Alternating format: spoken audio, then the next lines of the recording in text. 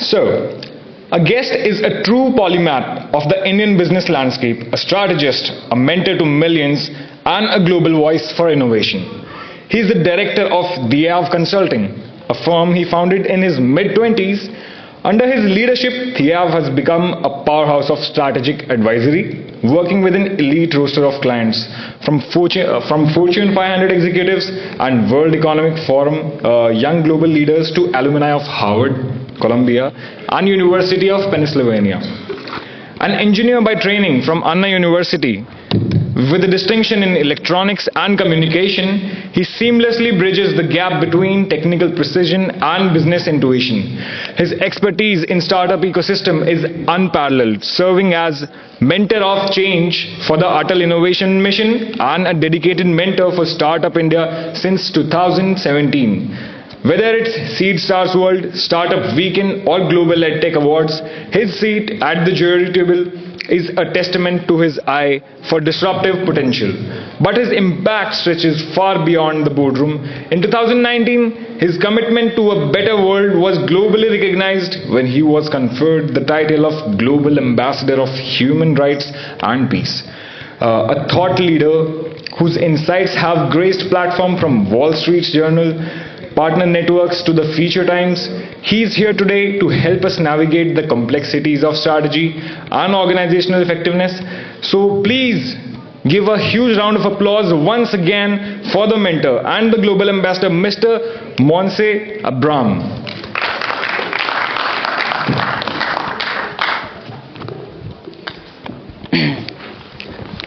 First of all, sir, we the E-Cell team is very honored to have you here, and I'm grateful to host you today. So, we'll be starting. Anything you'd like to say to the audience? Just before we start, just giving a quick shout out to you, Yuyutsu, and the entire DTU E-Cell team. It's always a pleasure and honor being here, and we are much looking forward to this session. Take care. Thank you so much, sir. So, let's start with the questions, guys. So the first question is, sir, you work closely with founders, CEOs, and leadership teams across the world. From your experience, what truly differentiates ideas that remain ideas from those that become real companies? Thanks for this question. Yeah. So obviously everything boils down to the execution part of it, right? So you definitely have your idea part of it, but then it's all about execution. So when you think of execution, you again have this team stepping in. So the companies which go on to actually make more things happen is where you've obviously tripped on a great idea, you refined it further via execution, but at the same time you have a good team complementing you and helping you grow the company bigger. And there also I would just slightly touch upon the thing that you have to incentivize your team really well. So because at the end of the day, it's all about, are you ensuring, the best talent that you have, they continue working with you towards building a bigger and better company. So that's something which is always going to help you. All right. So for students starting out, how should they evaluate whether an idea is worth pursuing before investing time, money, or reputation into it? Basically, sir, that there is a lot of ideas that we have, but how should we evaluate our ideas? What should be the parameters on which we should judge that whether the idea is worth pursuing for the rest of your life or is it not? So one thing I would always say is that as students, the good thing that you have is you have the time on your side, right? So in terms of the first thing is obviously the idea validation part of it. So you can just either and you don't have to really go out and build a company altogether when you're still in your student days, right? You can always even look for companies in the specific sector you're targeting. You can either work with some of the good companies, even Series A onwards. So any company which has raised say 20 crores or plus in India, they would still be having very small teams, because if you go to a very, very large organization, the chances that they'll give you a lot to work on is very less, right? But if you go to a still growing organization which might have raised just say 20 crores or something, and they are in a company in a sector which you are interested in, you like the thing that they're working on, you feel that if you can get in over there and work on a few things, you'll get to learn a lot in terms of execution and stuff. But otherwise, if you're trying to pursue it as a company from the word go, then I would say that you work on the multiple things in terms of really building a company, right? First is the idea validation part of it, where are more people really, is there an actual demand in the market for it? Is there any way you can charge the people for it? How are you going to make the company work? How are you going to make the revenues work, right? How are you going to get the people to join you in terms of the team building part of it, right? So are you able to get your core team? Are you able to get your co-founding team? And for that, DTU has a good ecosystem, right? So you have events like these where you would be not only interacting with, leaders from DTU itself, but you'll also have, interested folks in the startup ecosystem coming from other colleges and who might be also looking at the same sector, right? So you never know. The more you actually interact with a lot of people, the more you, work on your idea, on the execution part of it, you'll just, the steps just keep on appearing. But having said that, I would say that, you don't have to be in a rush. Everyone is doing well. Aram se apna time lo, work with a lot of companies and just see how it goes from there. Right. And because we are discussing this question, so there has been one question that we've been asking our guests from yesterday, and we've got a lot of different perspectives on it.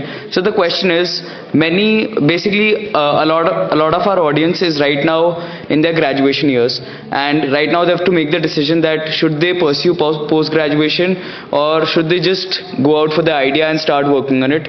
What is your perspective on it? Should a person value studies and complete their education and go for post-graduation and MBA degrees, or working on a startup can get you more learned? It's never a either or kind of thing, right? So koi bhi ek path jo hai, that's not the right path, and there's no fixed way to reach success, right? So I would say that, so if you look at the example of Ather, for example, right? So Ather was basically two students who started out in college itself, and they said, okay, and they were working on something totally different in the earlier days, right? They were working on battery swapping, and then eventually shifted to vehicles altogether. So but what they did was, obviously they went the different ways. Let's try out working and all those things also. But agar aap mein wo कीड़ा है, right, or जो fire है कि यार this is something which we need to work on, and either technically or in terms of the scaling part of it and the other aspects of the company, right? If that's something that you really want to do, I would say don't make it कि आपका एक ही रास्ता है करने का, कि आपको post graduation नहीं करना है या फिर post graduation करने के बाद ही होगा. I would say if you're crazy enough about it, you'll figure out, even work on it over the weekends. You'll work, after your work hours. So for example, even my own example jo hai, I moonlighted for almost 18 months. So I had a 10 to 6 job. I was still working from evening 7 till morning 2 o'clock. उन दिनों में Skype होता था. We didn't have, Zoom and stuff. So Skype pe, whether someone is in India or outside, we were trying to make things happen. And after 18 months, I said, ki, theek hai, let's transition full time into this. So I would say just, the main thing is, are you maniacal about the problem? Are you improving your knowledge about, the problem that you're working on, either technically? Again, I'll come back to the eighth example, right? So battery swapping, they've realized that, it wasn't really something feasible. They'll have to build the entire full stack, which is there. And over there also, because of the time that they've put in, 10 to 15 years, they built moats around the entire engineering part of it. Dikhne mein lagta hai ki, any of the bigger companies can come in and just simply disrupt them. But it doesn't happen because they've actually worked on those things. So wo jo, that only comes from your obsession and solving those problems at a very, very minute level. So I would say don't limit yourself. If you really want to work, you will find a way to work on it. Either आप evenings में करोगे, आप weekends को करोगे, या फिर जब वो time आएगा कि ठीक है. But I would also say one more thing, that when you're starting out, you should always have a financial plan या फिर financial backup for at least 3 years. So आपको at least 3 साल के लिए अगर आप वो stress ले सकते हो, आप वो रगड़ा ले सकते हो कि so then it's much better. At least have 30 to 50 lakhs जो है bare minimum. Even when you're working, I have examples of companies, people who are working in companies who are coming to us, and 2 of the companies haven't worked out for them, right? So, and they now want to, instead of joining one of the companies, they want to start their own company. Right. So it's the same thing that I've shared with them, that build a buffer of at least 30 to 50 lakhs. अगर आप और कर सकते, nothing like it, but 30 to 50 lakhs जो है आपको वो है to spend on the company. 30 to 50 lakhs to spend on the company. In addition to that, can you sustain yourself for 3 years, right? Bare minimum 3 years. So you have to plan accordingly for that, and then you can definitely go forward with it. Right. and you just told us that how you started out, and backstage when we were discussing it with you told us that by the time you were 25, you started feeling restless and felt that you could do something better and create a better impact in your life and for others. I myself feel it sometimes, and right now many talented future entrepreneurs are still stuck in a 9 to 5 job. What do you think such people should do? Should they quit their job, or should they start working on their ideas side by side? So first things first, if you're working in a company, सबसे पहले अपने legal जो agreements है वो एकदम सही कर लो आप, right? You have to check your legal agreements as to what the company says. Are you working with the resources? What happens if you're working on the company time and all those things, right? So I'm giving very super practical advice in terms of, these are real life things which are going to happen. So if you're using the same company laptop for your own company, then that might become an issue in the days ahead. So get a separate laptop altogether, ensure that the clauses permit you to have something, be able to work beyond that company itself. Again, the same thing comes in that, don't quit your job, right away. Obviously start working on it, see the results coming in. Like we have examples of companies coming in where the leaders have done really well corporate, but half of the team has quit full time, half of the team is still in corporate, and they're thinking of fundraising at just 100 units. So that's not something which is going to happen, right? So I would say in that situation, unless and until you see revenues of something like say 25 lakhs per month or 2.5 to 3 crore per annum, that's the stage where you can say that you have some kind of product market fit, right? Usse pehle, you're still figuring it out, I would say. So if you hit that kind of numbers, then you can say that, okay, because usse pehle agar fundraising ke liye jaoge, even the investor will say that, yeah, boss, you're still working a 9 to 5 and you expect us to, take a chance on you when you yourself haven't shown that conviction, right? So that's something, which goes against your company. So try to get the metrics in before hitting the investors. Ensure that you're able to, you yourself have that confidence that you can actually, go into it full time. And then, go for it. If that's really what you really want to do, then you should go for it. All right. So, at the very early stage, what matters more? Solving a big problem or solving a specific problem extremely well? So this also boils down to the vision of your company, right? So if the plan is that you eventually want to fundraise, then the idea has to be super big, right? So are you going to be one of the biggest companies in India in that specific thing, right? Because unless you build that vision, if you yourself don't build that vision, then how are you going to sell it to others, right? But having said that, jo vision jo hai, wahan pahunchne ke liye you have to take small steps. So when you're solving the problem, you might solve for one specific thing first, right? So I'll take the example of Zomato for this thing, right? So when this started off in the earliest days, it was simply a place for foodies to hang out, right? So it was just a cult following, and I believe Mr. Sanjeev Bikhchandani, who's the father of the startup ecosystem in India, right? So he knew that something similar in terms of food listings, he had made it work for Naukri.com, and he saw potential in that. So from there, obviously they, kept working on it, kept working on multiple things, and eventually the food delivery thing happened, and now they are working on multiple things. There's a Blinkit acquisition which has happened. The company has become eternal. All those things, right? So I would say the vision has to be super big, but don't worry about working on everything from day one. So सबसे पहले जो है आप एक चीज solve करो. If it's food listing, then you become the go-to platform for food listing.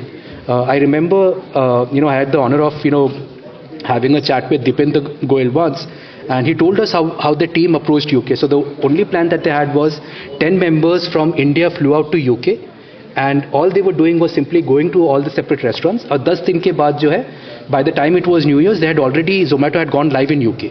So that's crazy, right? People literally walking, taking pictures of the menus and putting it online. That was the basic thing. So just if you are going to be the platform for food listings and all, are you the go-to platform for that? So, and then obviously more things will happen from there. So solve one thing specifically well, become known for it, and then more things will appear from there. Sure. So in the early years, how should founders balance growth with financial discipline and runway management? What are your thoughts on that?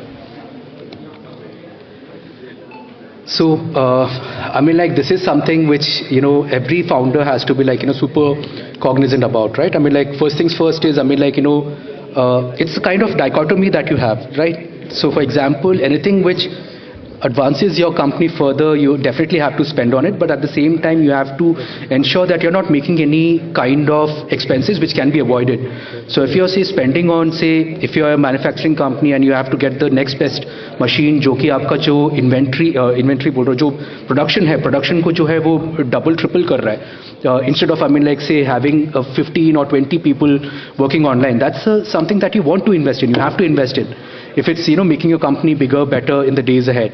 At the same time, if you feel that there are excesses which you can cut down in your company, that's also something that you have to look upon. So I would say always maintain a healthy runway. I mean, like at least bare minimum 6 months. The ideal is obviously 18 to 24 months, but bare minimum 6 months. So always you should have operationally at hand that even if something is not working and something goes wrong, you're able to like really manage those things. So I would say it's not that you have to be like frugal with everything.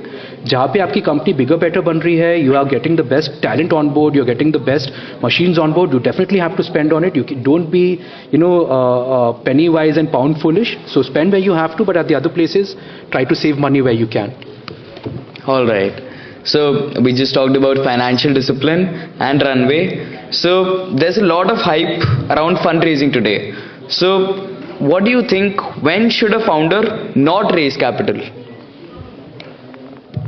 So I'll just speak from some of the examples of companies which have come to us and where we have said that we would not be able to really take things forward with them, right? So first things first is, I mean, like obviously the part where you still haven't achieved some kind of product market fit, right? So अगर आपके वो track metrics ही नहीं आए, that you don't have that many customers or that many units have not been sold, and all those metrics aren't there. I mean, like if you go to the investors will push you. They'll never say no to you. They'll always say okay, they'll extend the conversation to 3 to 6 months, but they're still looking at the month-on-month growth. They're still looking at the metrics in terms of user retention, and depending upon what kind of company you're building out, right? So I would say wait out till the product market fit happens. So it's never that you're going to sell just 100 units and then the fundraising happens. It doesn't happen that way. The best investors are looking at the company is going to do well even without us, and they don't want to they have this fear of missing out where they say that we want to be part of that company. So strive towards getting to that product market fit, and it can be a small figure also, like I said, 25 lakhs per month or 2.5 to 3 crore per annum also is something jape you get the indication that if the customer money is coming in at least that much, there is the potential that you can build a much bigger company in terms of that. Second, we have had an example where the company was making money, but the company cap table wasn't really reflecting the value which was there. So we had one of the senior leaders who done extremely well, 50 plus years when he started out, and he started the company, but right now he's crossed 60 plus. He got one of the youngsters in, and he gave only 5% to that specific core team member, and the youngster was, I mean, like still in his 20s, I am pass out and all, right? I mean, like still working hard, made a few things happen, revenue started trickling in, but you can't really take it to the investors, because when you look at the equity split, it's like 5 and 95, and 95 is where the one of the core team members is now ceasing to be operationally active in the company. So ensuring when you're doing the equity part also, ensuring that people are working full time, your entire team, you're incentivizing them, you're taking care of them. If you have co-founders, if you have a core team, ensure you have ESOPs. Operationally, when you go to the investors, you have greater than 70% or at least 80% or 70%. You should have it for the people who are working full time in that. Third example is of a traditional business currently doing 100 crores per annum, but in terms of when you look at their products, the margins are like 2 to 3%. That's because I mean, like they are able to turn around the stock, rotate the stock really fast, right? But 2 to 3% is like very crazy when you're thinking of, I mean, like taking to the investors. So the next step for them as a manufacturing unit is simply, I mean, like do a forward integration and go from say commodity part of it to, I mean, like finished goods, where the margins go up say 10 to 15%, right? So again, after having said that, I mean, like if it's a traditional company, reaching 100 crores is like a 20-year, 30-year journey usually, right? So in that thing, have they really thought about the succession part of it? Does the cap table or the equity reflect all those things? So these are all real things. जहाँ पे कि one example I've given कि आपका revenue नहीं बना. Second example है जहाँ पे आपका revenue थोड़ा बहुत बन गया है. Third is where a company is doing 100 crores plus per annum, right? And these are all real live examples. But in all three of them would not be suited for venture capital. Because venture capital का भी जो churn है, they have a model where they're saying that, we want to, if you're putting in 10 rupees today, can we take out say 20x, within 7 to 10 years framework. So does your business show that kind of, growth? And it's perfectly fine if it doesn't. So if you're building something which is like 100 crores, 150 crores, 200 crores, that's also like pretty good in itself. You might build a, 2 generation, 3 generation, 4 generation, 5 generation kind of great family business. I was seeing this Cycle Pure Agarbatti brand. They're 1,000 crores right now. They're diversified and they're doing extremely well, right? But again, you just have to see what kind of company you're building and, just plan accordingly for that. Right. So, one last question, sir. You've met a lot of founders, some who are currently building their businesses and some who have already built successful ones. So what is that one skill every entrepreneur must master by the next decade, and that one skill that you've already seen in those founders that are successful till now? So the non-negotiable skill is problem solving, right? So चाहे आप जो भी आपका skill set है, either you're the maker or the seller, right? These are the two basic things which are there. But you're the problem solver when it comes to your specific skill set. So that's a non-negotiable, because without that, with all the tools at your disposal, you won't be able to really make the company work. So if you're building a good product and your expertise on the product side, can you make the product better and better? Can you make use of new technologies and keep working on those aspects? If you're the seller part of it also, with your team and all that you're taking care of, can you really work on this?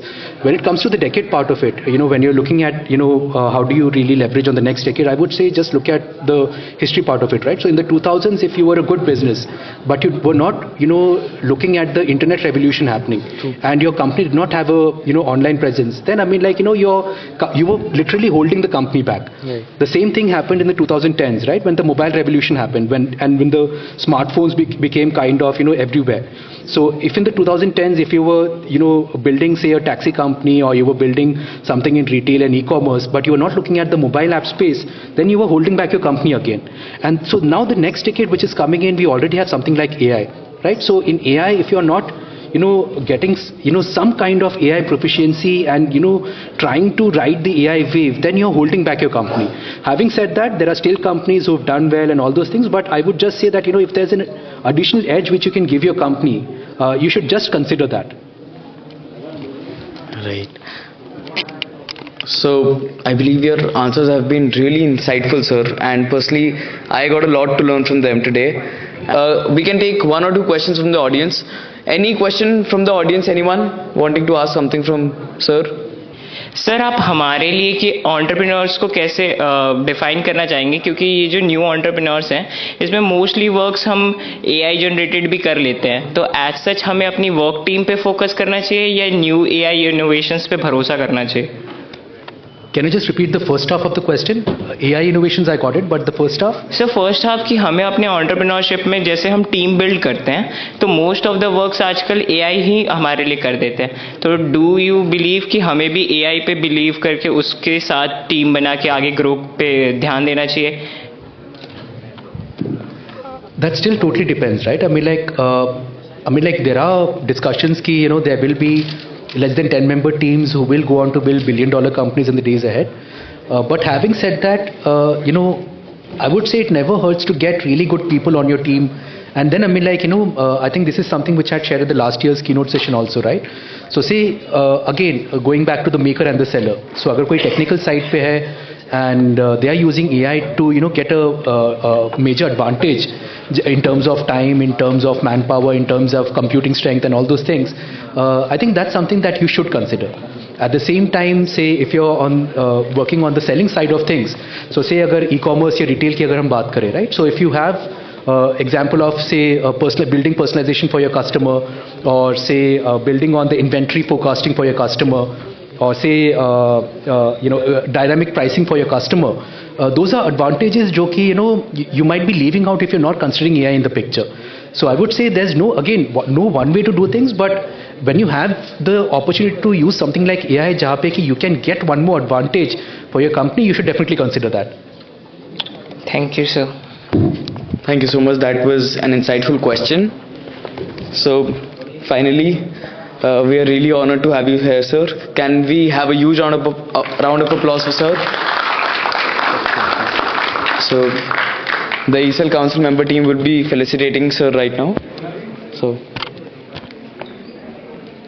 I would request Ms. Sana, the Creative Secretary of E-Cell DTU, to facilitate.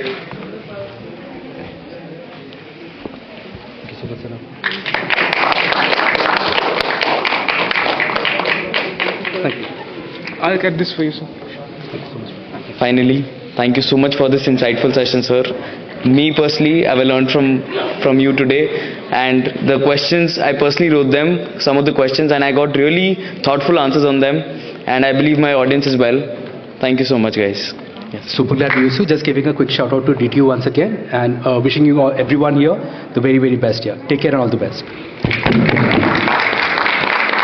Thank you, sir.